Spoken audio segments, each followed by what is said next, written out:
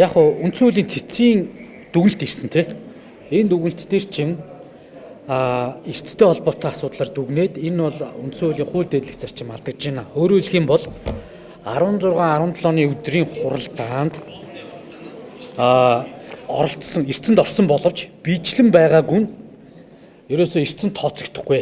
Өөрөөр хэлэх юм бол эсрэг санал өгсөн гэдэг тооцогдохгүй гэдэг зүйлийг цэцээ өөрөө ингээд дүгнэлтийнхаа 35 дээр хуудсан дээр одоо зарлцсан баггүй. Тэгэхээр энэ хуралдааны дагуу явж байгаа бүх зүйлүүд ингээд хүчингүй болчиход байгаа маа. Нэгдүгээр энийг хэлээд байгаа. Тэгэхээр энэ асуудлыг цэцлэе. Хоёрдугаарт цэц маань дүгнэлтэн дээр ингээд дурдсан байгаа 36 дахь хуудас байна. Энэ үндсэн хуулийн 66 дугаар зүйлийн 4-р хэсэг заасны дагуу энэ гаргасан шийдвэрээ хүчингүй болгох шаардлагатайг дурдсан зүйтэй гэсэн байна.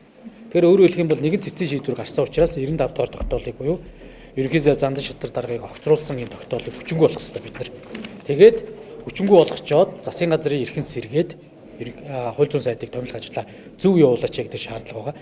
Энэ зөрчигдөж байгаа учраас оролцох боломжгүй байна гэдэг зүйлийг хэлээд тавьсан. Хурал даргалагч болов нь бол эртээс хасах үүрэгтэй боловч ямар нэг одоо үнэлэхгүйгээр одоо ингээл яваад байна л да. Тэгээ ер нь энэ процесс анханасаа л одоо та бүгд мэдж байгаа. Улсын их хурл яг эцлийн шийдээгүй байж хахад 16-ны өдөр зөрчин гэсэн дүгнэлт гаргаж өгөөч гэж ерөнхий сайдаас эхэлсэн.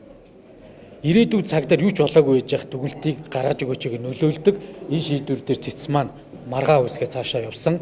За өнөөдөр үндсэн хуулийн 66-гийн 3 гэдэг заалт байхгүй болчиход байгаа л харамсалтай байна. 66 дугаар зүйлийн 3 дээр юу гэж байдаг вэ гэхээр албан тушаалтны асуудал яриаггүй шүү. Энэ хоёр зүйлийг хольж иргэдийг ингээд архин угаагаад.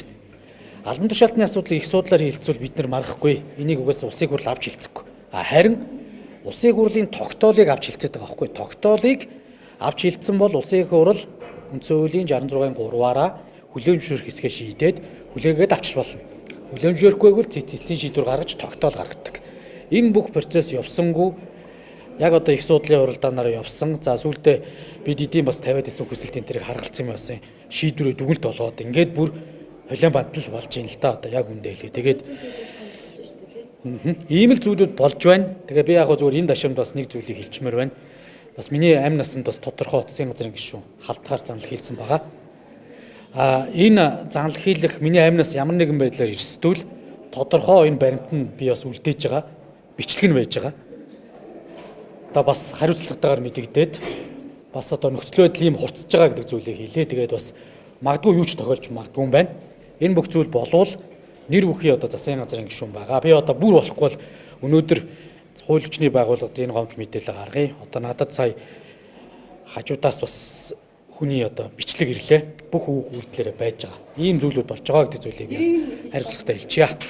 За. Хин таныг дарамтсан бэ? Нэрийг биш бодож авах юм уу?